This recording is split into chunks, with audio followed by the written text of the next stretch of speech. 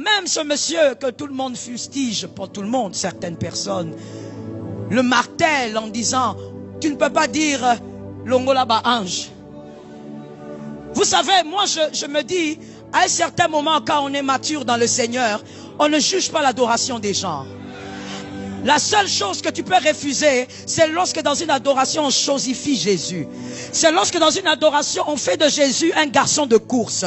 C'est lorsque dans une adoration on prend Lucifer et on enlève Jésus. Mais écoute, l'adoration d'un homme, tu ne sais pas pourquoi il dit ça.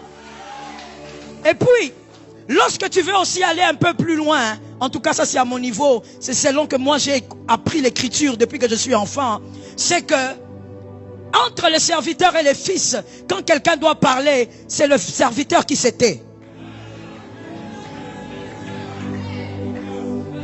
Donc si on veut même aller dans les écritures, tout n'est pas faux.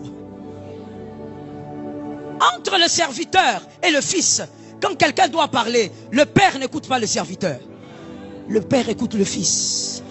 Et même si on disait que l'adoration des anges était spontanée et était une adoration éternelle, mais écoute, Jésus est venu mourir pour nous parce que notre adoration est meilleure. Ce n'est qu'une parenthèse pour te dire que en Christ, l'adoration, la louange d'un homme ne se juge pas. Attention, ne sois pas comme la femme de David. À cause de son attitude, Dieu a maudit cette femme. David ne savait même pas que cette femme était maudite à cause de lui. Mais la femme a été maudite.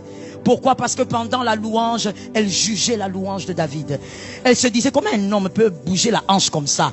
Comment un homme peut trémousser comme ça? Tu ne connais pas.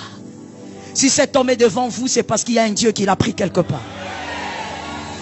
Localise-moi un voisin, dis-lui que l'Éternel t'aide à l'adorer en esprit et en vérité. Thank you, thank you. Que Jésus vous bénisse. Est-ce que tu peux bénir ton frère de gauche et de droite, devant, derrière?